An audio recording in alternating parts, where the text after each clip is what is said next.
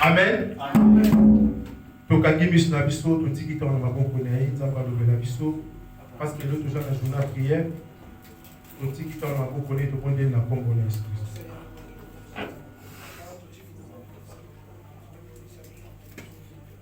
Seigneur, merci.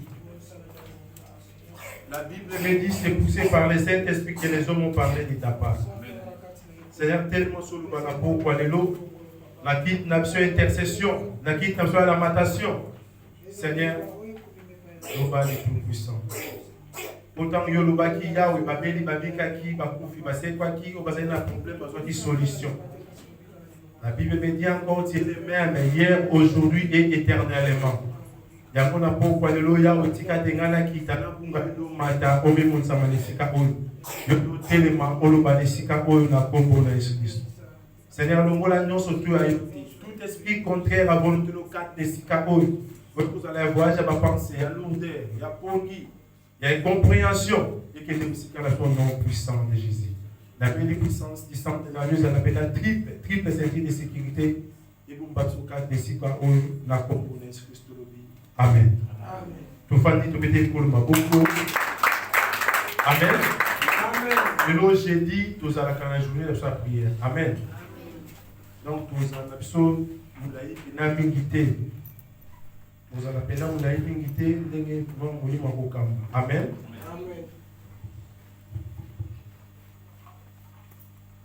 Et là, pour la tourbe de la mine, il y a un sujet de prière.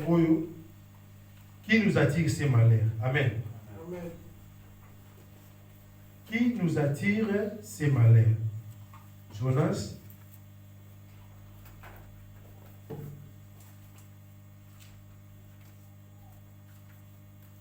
Jonas 1, Nathan 6, dans 7e verset.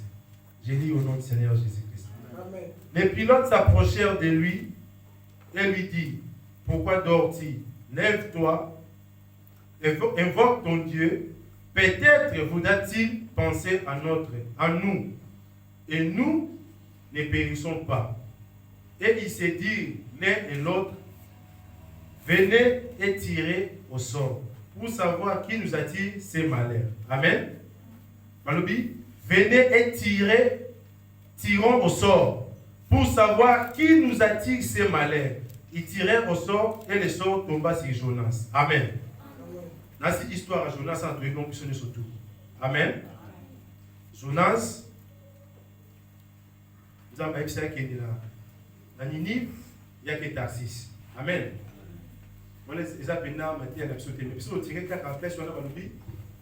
Venons, tirons au sort pour savoir qui nous attire ces malheurs. Nani oazo memela biso libabe oyo bamakambu oyo nani azo memela biso libabe oyo. Amen. Ils appellent un jour enseignement. Amen. N'abo tirer comme après moi comme l'aide là après pour développer un petit pour tous baptiser des prières pour ça mais n'a pas parler. Amen. Mutali boso o ya boza la paix base à manière na se boza nza. Amen. La désobéissance na yo. Amen. Amen. Jonas va ici à que de Ninive il y a que Tarsis. Amen. À ça dit désobéissance vis-à-vis à Nzambe a tiré malheur katuana. Amen. Malheur moi Nzambe a tiré qui et tiré pas Jonas té. Et tiré qui mena bateau bazaki na o babataki na bateau wana na Jonas. Amen. Yango alobi venons tu penses que la pilote va tambola na mai chaque fois. Nan ba mona ba vaga bongo te ba vite. C'est que quelque chose est dans la carte à bateau. Amen. Si on a posé une question dans la carte à eau. Ndenge ni ba pilote na carte à mai na carte à sauver les fleuves, sauver les océans. Ba bateau ça belé. Amen. Amen. Bon si on est ba pilote on va se faire conscience. Parce que connaissance carabé. C'est que pour me ça carte na biso. Amen. C'est que ba mona ki tamso ba bateau ba ninga mso tambola normal. Amen. Amen. Ya on va vite. Problème ça carte na biso awa tout sangana ba passager nous pas bi bateau les akki ba passager ba bito sangana to boire to tirer ba benga na lingala o tiro so zeke to beta zeke to ba nani o azala likambo oyo ba beti boye et tomber par Jonas. Amen. Mais et ça je pense seulement témoin de développer mes exacts. Deuxième point. Deuxième point, cause à la base à malheur na biso et cause à la diable. Amen. Diable pas cause à la base à malheur na biso. Surtout dans le livre il y a Job. Mais le bicho Job, nous avons qui m'a commencé à faire Job des actes diable. Amen. Toujours qu'il n'est pas bon parce que tu retires parce que maintenant dans le awa non mais capable de développer mon qui est pour que ça soit moi idée à resembler là. Amen. Dès la vie à tant chose dans le vie que nous avons cause à malheur il y a bon moyen d'abisso. Au gros temps la vie na yo. Côté nous cette désobéissance mon beau. Tant que ma commande qui est bien la vie. Il a moyen qui est bien la vie na yo. Tant que cette pas désobéissance mon yo pour ça na. Mais ils ont posé problème 4 na vie na yo. Amen. Amen. Ah ouais, deuxième personne cause à la diable. Troisième personne et cause à ma parent na biso. Amen. Amen. Quand on peut n'entendre la langue na te maman moki. Donc bengi ba lien héréditaire. Lien des parents. Amen. Ah bah peut n'entendre la langue na te maman moki avant que maman musika. Ba lien des parents. Na kati ya lamentation, bi besoin personne en lamentation. Tutanga.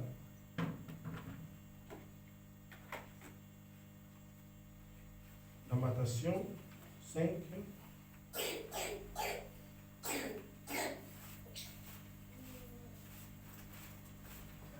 Lamentation de Jérémie.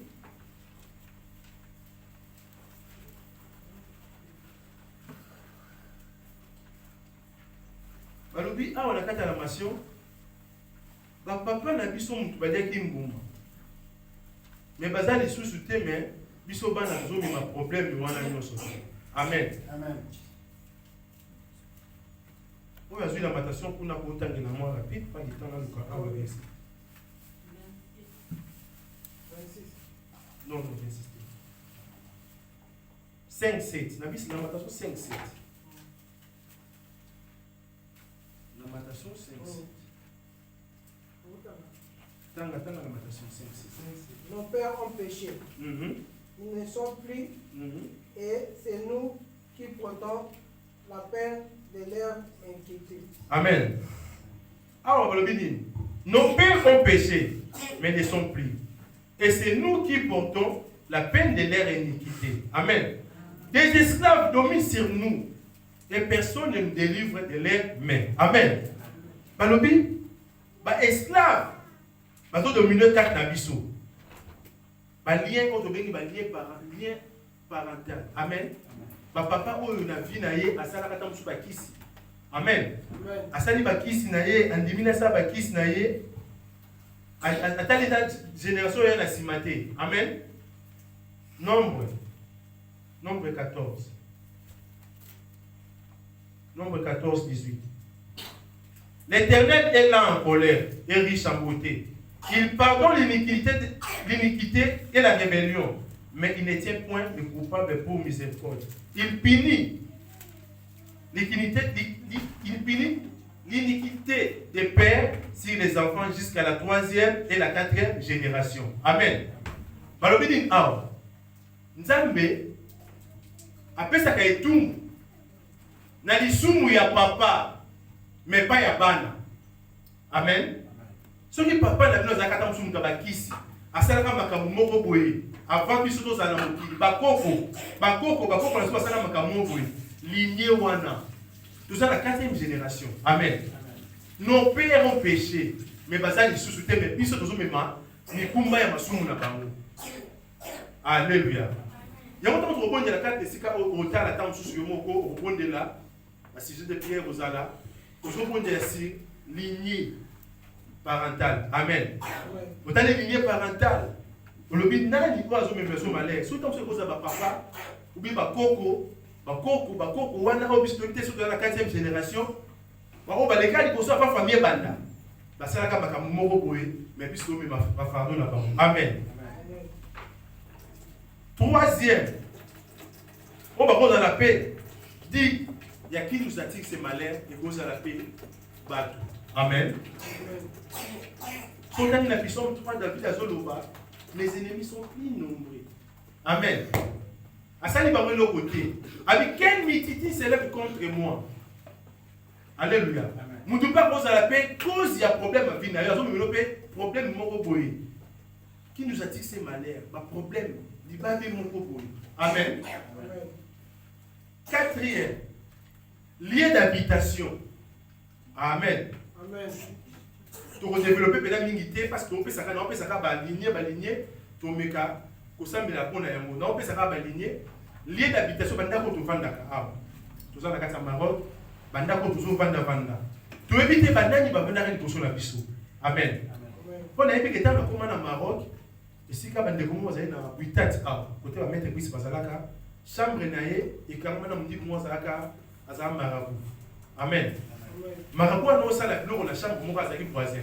Si ko tant on doit na bima na chambre wana, akotika nini kata chambre wana. Amen.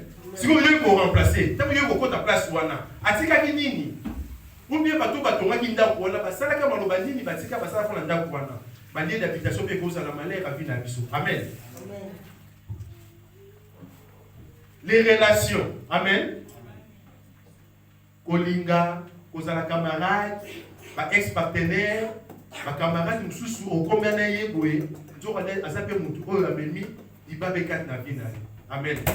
Moi si to mobali moko zalaka na ye, azali ta mususu na misala mabe.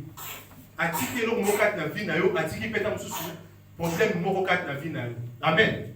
Yango pa wa balobi qui nous attire ces malheurs. Des fois na vie te to zakaboye.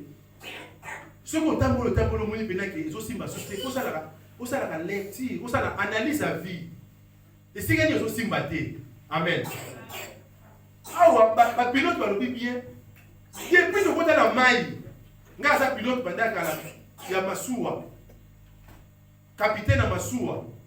Mais non tout le monde a mon péché boité mana maïté. Mais dit à quoi bazaki na problème na kata masuwa. Amen. Ce qui sikoyo lié wana, on est la lié d'habitation wana. Na lié wana, yo peut se retrouver na kati wana. Pas bi bateau les équipes bateau ba commerçant. Amen. Si ko ba commerçant ba bi bien, so ko tangi na Jonas wana ba lobi, ba bandi ko kwa kabilo ko na maïté bateau et comme léger. Si on va battre, on va bloquer par convection. Sauf que si on pose qui convection, c'est qui n'a qu'à lier wana, ou tu veux lié d'habitation, ou bien lié territorial. Toi le territoire arabe ao. Na ba quartier to vanda, to zawa to yebi. So ko yebi ke vanda tam sur Agdal, yebi ke Agdal les araboyi. OK vanda na Buitat, OK vanda. Yo mo zoé pas déjà que côté au quartier na côté ça pour quartier. Amen. Amen. Next na kini kuna na yebi ke quartier mo zana ngini ba kuna ba binga avenue Liseki. Amen. Avenue wana parce que coup fort attends parce que ici mine d'intérêt coup fort avenue on avenue Liseki. Donc ceux qui aussi vont côté na sur la quartier wana na avenue wana. Amen. Aussi si on libambe ouais ba bengi lié territorial ça ba demande territoire ba contrôler wana. Si vous yo ceux qui osa mutuza la connaissance té obi ko bonde la té ba moko ko rozinda maman na kata ba beza na kata quartier wana. Même dès que ça na Maroc.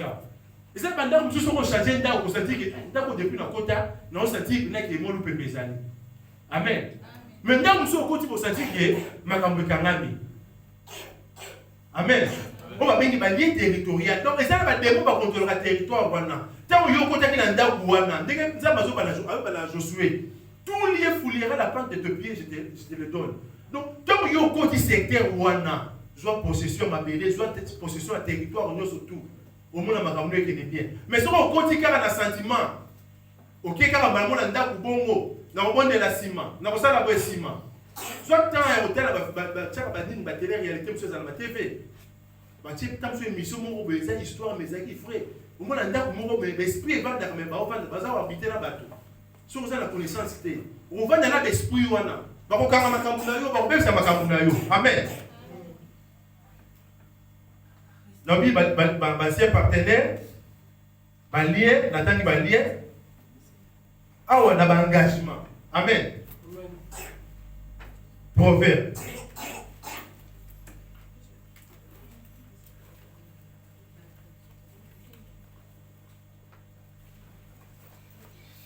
Alléluia. Proverbe 20, 25. C'est un piège pour l'homme que de prendre à la légère un engagement sacré. Et de réfléchir qu'après avoir fait un vœu. Amen. Alléluia. Amen. C'est un piège pour l'homme que de prendre à la légère un engagement sacré. Alléluia. Tout ça, aujourd'hui, engagement vis-à-vis de l'église, vis-à-vis de Moutou. Amen. Aujourd'hui, engagement dans Moutou. Aujourd'hui, engagement dans l'église. Balobaki, avant, il y a un engagement. Mais nous, aujourd'hui, engagement, puis on dit qu'il y a eu. Promettre qu'à Moutou, qu'il y a supposons quelque chose. Moutou, là, la promesse, c'est une dette. Amen. Yo si vous promettez Moutou loko, au coquille cité, Moutou là soit na kombo na yo. Amen. C'est une piège. Aujourd'hui, engagement d'église, loyer, on a ça 200. Dépose engagement à 200 wana. L'église est bondée de fouti. Mais yo un engagement, aujourd'hui, on vise à vie dans Zambé. C'est un piège. C'est ça moutam. Amen.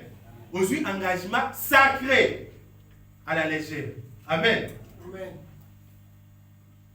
Tout un chose dans Malachi, parce que ça, c'est un jour enseignement, tu dois un jour à prière, tu vas bon de la nabiso. Non, parce que ça va aligner, oui, oui, nabiso na prière. Tant on va nous bon de là, maramon na lobby, on reçoit tant na yo, on va nous bon de la nango. Un homme, Malachi 3. Un homme, avant la 8e verset, avant la 8e, un homme trompe-t-il Dieu, car vous me trompez. Et vous dites, à quoi avons-nous trompé? Dans les dits des offrandes. Vous êtes frappés par la malédiction et vous me trompez. Amen. La nation tout entière. Amen. Par des dîmes et des offrandes. Il y a un monde qui frappé biso na malédiction. Amen. Donc, Babylone, comme si c'est un engagement, mon pas ensemble. Nous avons pas mollo de l'eau au lot, ça a action de grâce, ça a dîme. Yo siko oboyi na yo. Mais en retour, oboyi no pas ya bateau. Mais on attend sous makambo salini et kangami. Amen. Dis à ça, il y a un qui nous attire ces malheurs. Amen. Qui nous attire ces malheurs. Nana zo memelanga libabe oyo. Ego ça la paye yomoko. Amen. Amen. Yomoko pour ça libabe ya vie na yo yomoko. La carte à Jérémie. Alors bini. C'est par ta faute. Jérémie 17:4. C'est par ta faute. Tu perdras l'héritage que l'Éternel t'a donné. Amen. Abi ya sa faute en zambete, mais c'est par ta faute. Yomoko ozali problème ya vie na yomoko. Dis, il y a désobéissance. Il y a inconscience. Il y a makabakozo bebele. Amen. So na otangi na kati ya Esaïe na histoire à David parce que quelqu'un tammi poto ke na prière.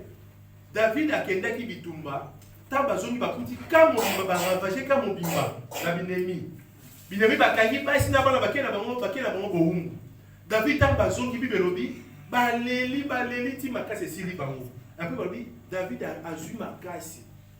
A sengi ba sacrificateur bloco ba sacrificateur bala tarawana akei ko consulter nzambe. Atuli nzambe est-ce que nalanda bato nzamba bilanda na kozwa bango na okozwa bango. Amen. Est-ce que biso siko des fois quand on se dit que rien ne marche. Est-ce que vous aurez temps pour consulter nzambe? Amen. Est-ce que vous aurez temps pour consulter nzambe? Vous aurez temps pour consulter nzambe par des prières.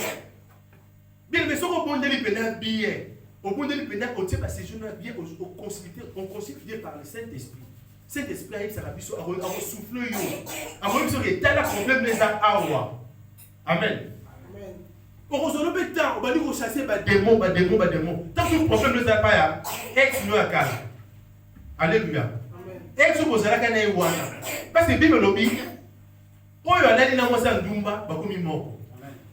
Amen. Si vous avez un ex, nous avons dit que vous avez un moko. Bitumba na ya famille, et comment qui a eu.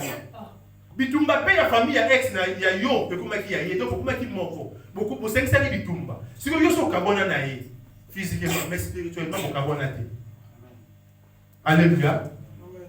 Bah, des mots où il y a eu wana. Mais ce sont pas qui parlent. Est-ce que ce sont des logements qui sont aussi comme Outa? Est-ce que c'est un peu de rien? Bah, lié. Territoire où tu vas Dakar. On va dire, supposons à Ouita, Tikwas, Océan, Elfat, Massira, Camara. Chaque place, chaque quartier, ça va des mots contrôle. Chaque place, chaque ville. Et ça, va des mots contrôle, des mots surtout va contrôler la quartier. On peut dire que la quartier a déjà, des mots sur papier, c'est information, pas chef, on a déjà, on t'a séqué côté côté. Alléluia.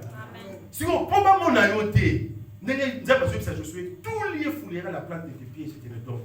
Donc, quand on y a des sika, on dit que vous avez déjà possession à secteur Rwanda. Amen. Si vous restez toujours à temps, là, vous avez possession à secteur. Vous aurez un rebond de la dame, vous avez au côté du Rwanda. Amen. Nous avons un problème, mais nous avons un côté. Attends, on va faire tant de bayer mon président Doki. Alléluia. Bayer on a posé un Doki, mais tant que côté Rwanda. Azo ko ko peta zo mona yo ta zo mona ka yo zo ke dega poso. Amen. Parce que la Bible nous dit dans le Psaume 34, l'ange de l'Éternel campe tout autour de ceux qui craignent l'Éternel. Amen.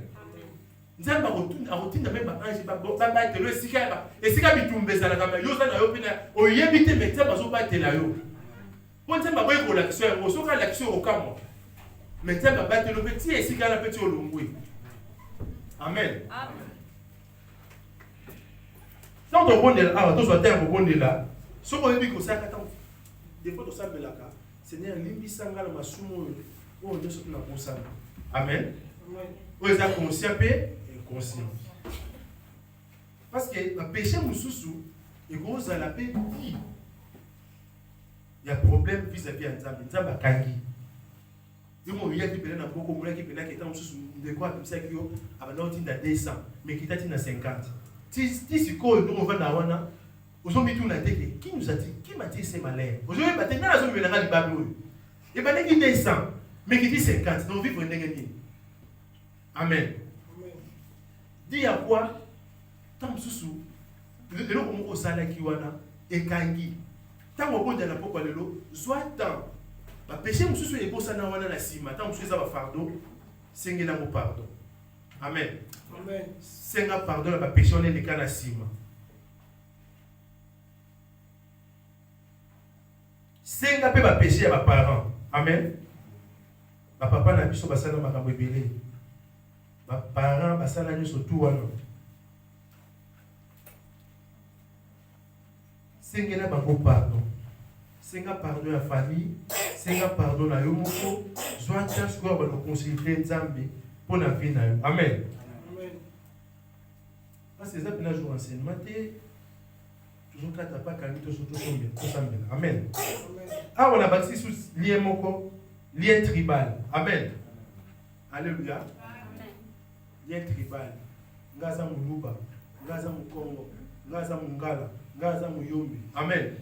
Dès que ça awa, attends, sur le monde, ils sont presque tout acquis. Outi Congo, non pas Congo.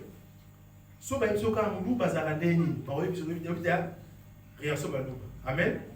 So ba biso ka muyomba zaka ndenge nini. Yo moko yebi. So biso mungala, yo moko yebi. So eza ba lien, o ezali ba lien tribal, ba lien mboka, tout ça. Amen. Biso souti na Congo. Tu yebi, so ba bi ya zaka na barumbu. Yo moko yebi, ah bana barumbu zaka ko. Ya zaka na matete. Yo moko yebi. Ba bi na bandala matonge, yo moko yebi déjà que donc territoire yo bimela wana. Est-ce que ba démon territoire wana ba tika yo? Amen. Ngala bana matonge biso na matonge to biso eza bana bangia bien stro. Remarquez bata matonge bata bandal. Amen. So bi bata yolo, yo mo bika ke kuna, yo mo yebi. So bi bata matete, yo mo yebi. Siko ba démonter ya territoire wana ti obima. Est-ce que ba miso balanda ote? Amen. Donc on a jour à prière, déjà jour enseignement na si na développer penate. Parce que la pesque a aligné, nous avons tout le temps le bon de la awa, où soit temps, on va nous soutirer problème dans le monde.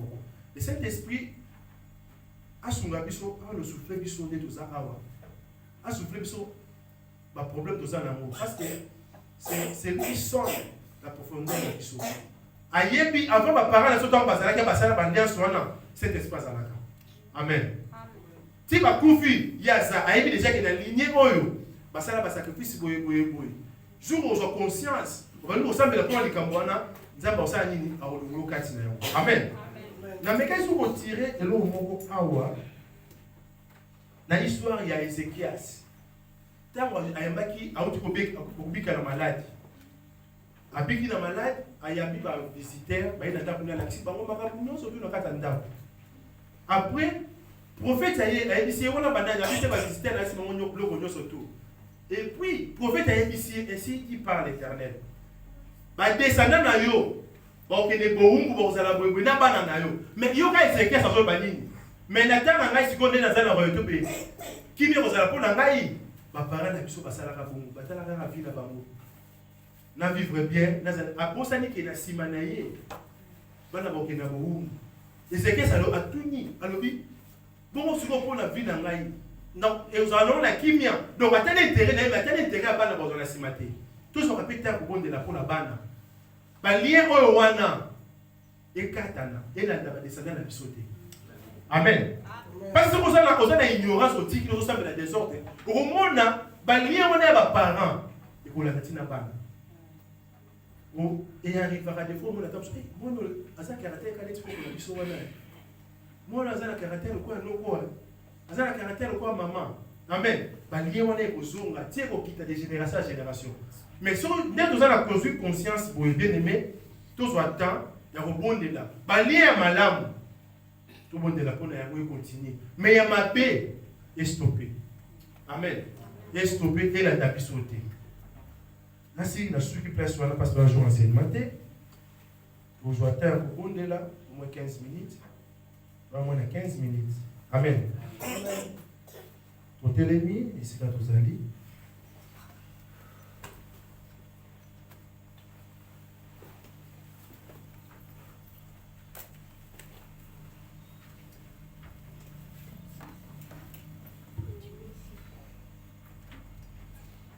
Et pour ce tour banana, nous avons aussi un pardon, nous allons conscients et conscients. La péché tombe sur le sana. La péché oublié. Où ils ont pesé fardeau 4 na bombo ina biso. Amen. La péché wana. Tant que sur un nzambe nzambe bazo kangamato ile kwa yoka biso te. La péché wana. Amen. Naye lo yambanga. Naye lo yambanga. Yesu mwana nzambe. Na yelelo ya banga Yesu mwana zambe na yelelo kono ya banga na yelelo ya banga papa na yelelo ya banga Yesu mwana zambe na yelelo ya banga Yesu mwana zambe Kaina sala kimabe na yelelo ya banga Kaina sala kimasumu na yelelo ya banga Yesu mwana zambe na yelelo ya banga Yesu mwana zambe na yelelo kolo ya banga na yelelo ya banga na yelelo ya banga Yesu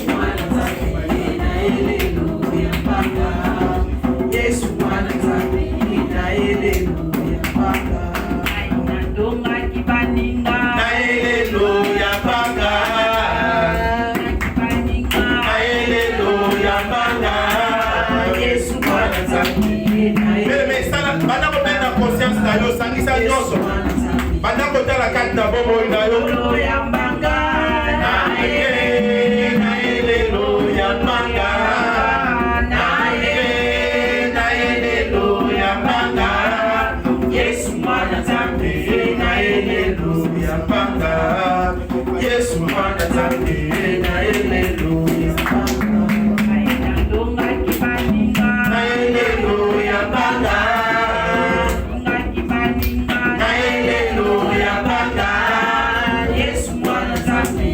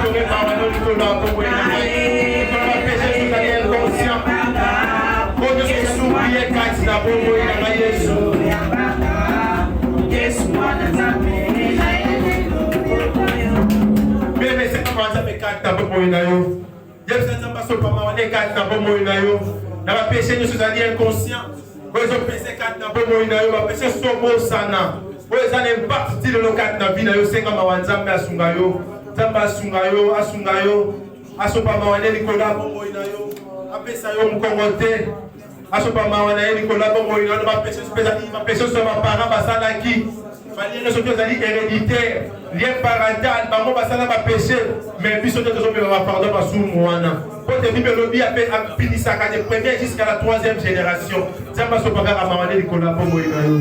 Seigneur supama. Yokela biso. Supama wa Yesu. Supama wa Yesu. Dozalibana. Quand la péché supama basala ki. Basete basala ki Yesu. Bakoko la biso basala ka mabe. Seigneur supama wa. Akuzole la kaka mama Yesu.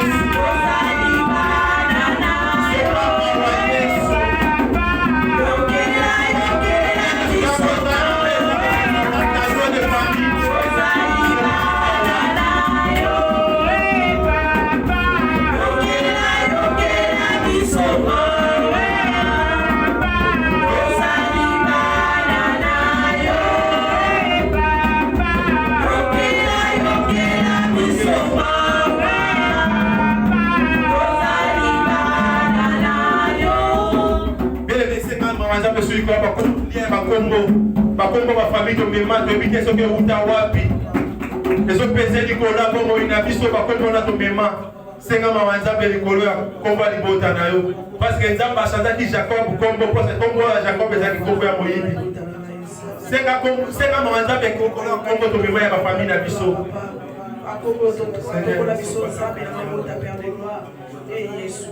Papa to soki pa na ngoya na yomela biso akombo to mema Nzambe. Oyo ya kweza njelo papa. Yango desali pour attirer ma manière de biso. Senga supa mawanzambe kata ba lieno so tu ezali ya ex partenaire. Ma partenaire sont dans le kala. On dit qu'on a déjà un kala. Mais ma semence naie ça va quatre d'abord bon inayo. Ça va sur pas manger Nicolas bon inayo. La balienne ne souffre pas ex partenaire. C'est ne sont pas qu'à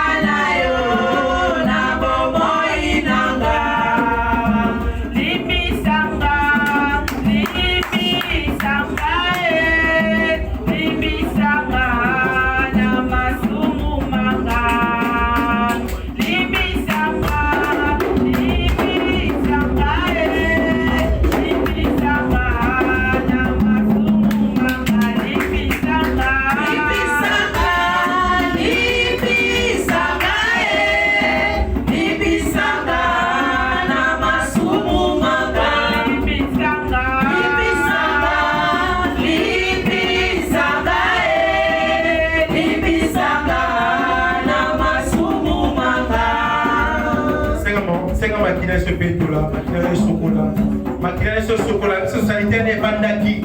Si elles sont pitoyées, elles vont d'acquis dans le bon moment. Ma maquillage est nettoyée. Les gars dans plus blanche que la neige au bon délit. Mais la maquillage est chocolat. Maquillage est chocolat. Quand la Bible le sans la vision du Seigneur après le pardon des péchés. Maquillage est chocolat. Nous sommes plus à Lyon. Elles sont la peine. Nous sommes plus à Valaisie. Nous sommes plus à parents. Il y a pas d'ex-partenaire. Nous sommes plus maquillage de pétola.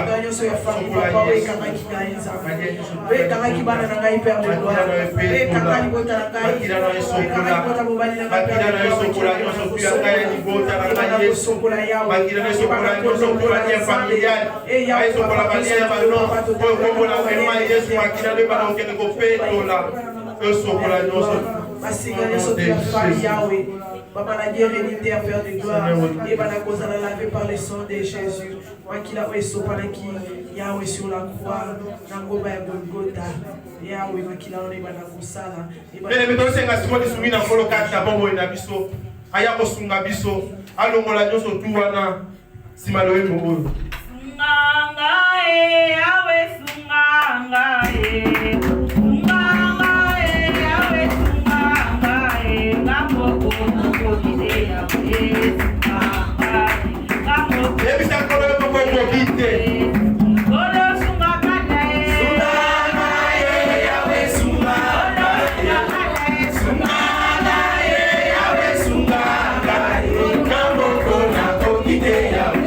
Sunga,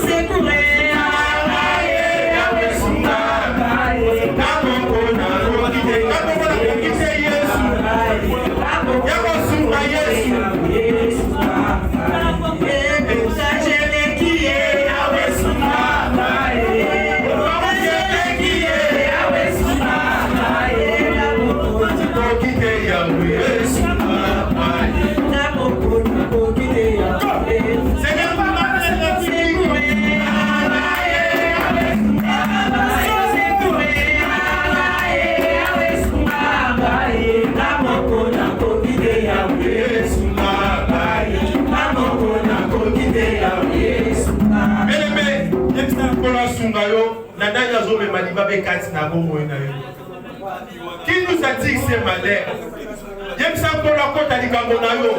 Alors vous venez savoir tout qui est chargé ou fatigué pour l'Éternel nous donnerait du repos. C'est ma problème quand la vie dans nous. C'est les sous-cahiers. Quand on la critique, elle est plus puissante. Ceux qui ont salité, ils nous sont le Seigneur Sunga Yesu. Yawe Sunga le Tungusa.